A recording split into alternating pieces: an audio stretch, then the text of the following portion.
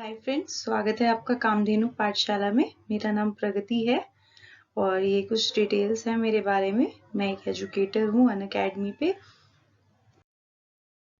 और आज हमारी WHO की 3rd क्लास है, तो वो स्टार्ट करते हैं। WHO world health organisation. इसके अंदर हमने पढ़ा था कि 6 संस्थाएं हैं जो इसके सारे कार्यों को संभालती हैं। तो ये संस्थाएं कहाँ पर हैं, आज हम ये पढ़ेंगे। तो इसमें फर्स्ट है अफ्रीका। पहली अफ्रीका में है, कहाँ पे है? कॉन्गो में, रिपब्लिक ऑफ कॉन्गो। यूरोप में जो है वो डेनमार्क में स्थित है। साउथ ईस्ट एशिया में हम आते हैं, तो न्यू दिल्ली इंडिया में इसका एक ऑफिस है। ईस्टर्न मेडिटेरेनियन, जो मेडिटेरेनियन सी के पास जो राज्य हैं उनको संभालने के लिए इसको किसको दिया गया है? इजिप्ट में इसका कार्यालय है। फिर वेस्टर्न पैसिफिक में इसका कार्यालय कहाँ पे है? फिलीपींस, जो चाइना के पास पड़ता है। और अमेरिका में इसका ऑफिस कहाँ पे है? Washington DC।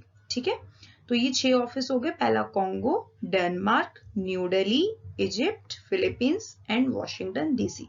इनको याद करने के लिए आप कुछ न्यूमोनिक्स कुछ बना सकते हैं। ठीक है, फिर उसके बाद इसका एक एक ऑफिस उस स्टेट में भी है जो इसमें मेंबर्स हैं, और उसको कौन संभालता है? उस ऑफिस को कौन संभालता है? WHO के रिप्रेजेंटेटिव्स वहां जाते हैं और उन ऑफिस को संभालते हैं, जिन्हें हम WR भी कहते हैं।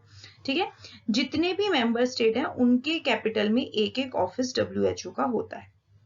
आगे बढ़ते हैं।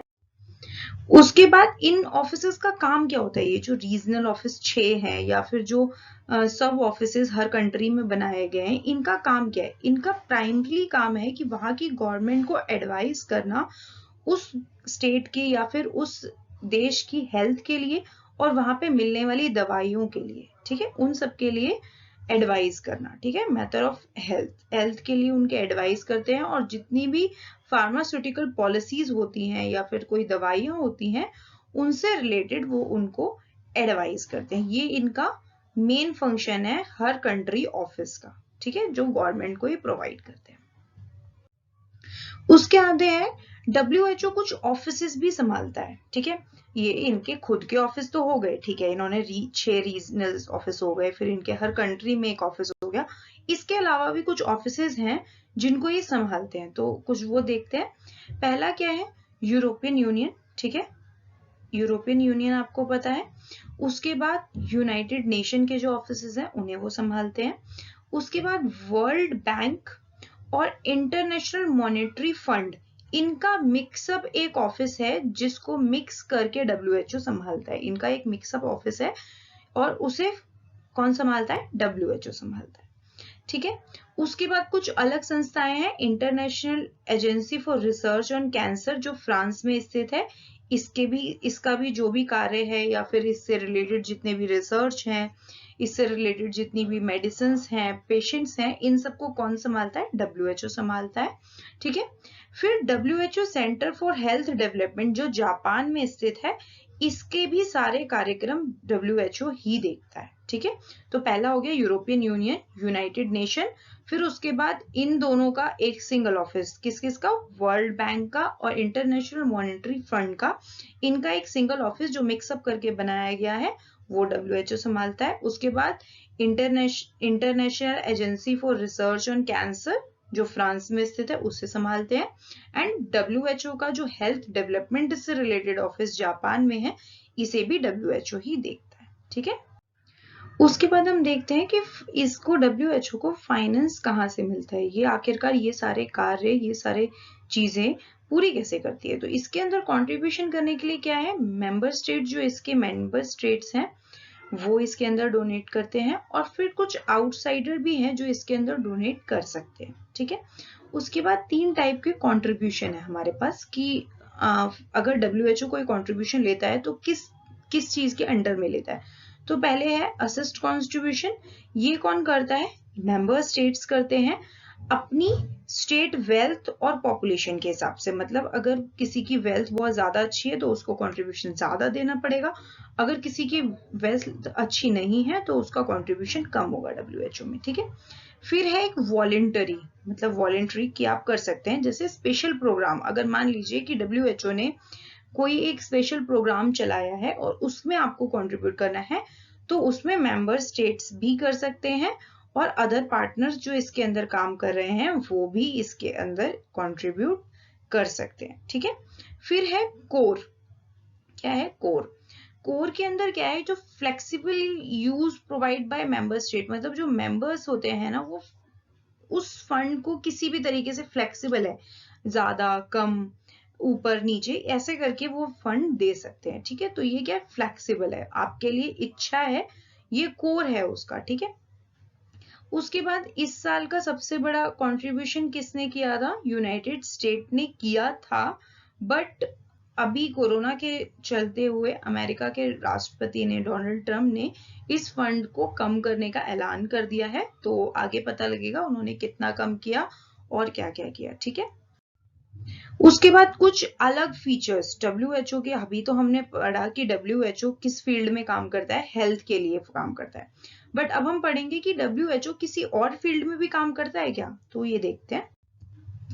हाँ, इसका है इन्वायरमेंटल। पहले क्या गया, इन्वायरमेंटल हेल्थ, इससे रिलेटेड जितने भी इन्वायरमेंट से रिलेटेड इशू हैं उन पे अब WHO ने ध्यान देना शुरू किया है। ठीक है, working on an unhealthy environment.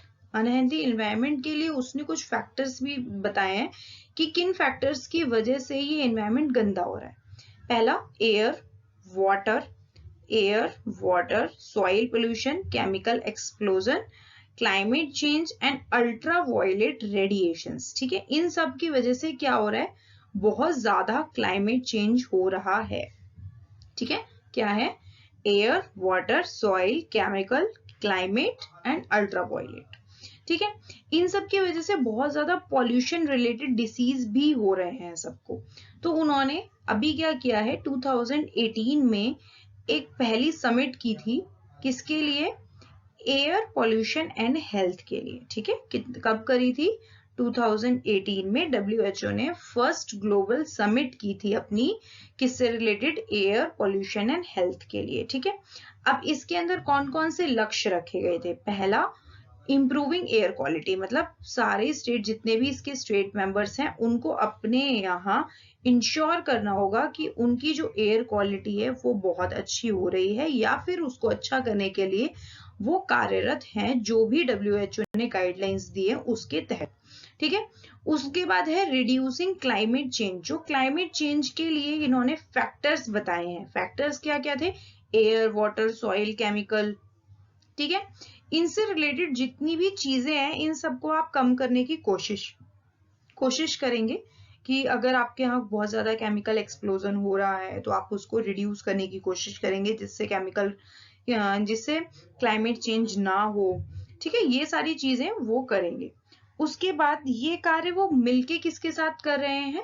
पहले तो UN एनवायरमेंटल एजेंसी के साथ मिलके ये कार्य कर रहे हैं, उसके बाद वर्ल्ड मेट्रोलॉजिकल ऑर्गेनाइजेशन इसके साथ, फिर UN framework convention on climate change. ठीक है, UNFCCC, इसके साथ मिलके ये सारे काम देख रहे हैं।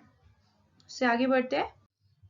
उसके बाद है कुछ डेज जो WHO मनाता है। एक तो हमने पढ़ लिया था स्टार्टिंग में ही कि इसका जो इसकी स्थापना हुई थी 7 अप्रैल को, इसकी वजह से उस दिन को हम वर्ल्ड हेल्थ डे के रूप में मनाते हैं। बट बाकी कुछ डेज भी हैं जो WHO कंडक्ट करता है और उनके ऊपर नजर रखता है। इनकी हर साल अलग अलग थीम्स या फिर उस टाइम पे चल रहे किसी भी एपिडेमिक, कोई भी बीमारी, उसका बीमारी पे रखी जाती है।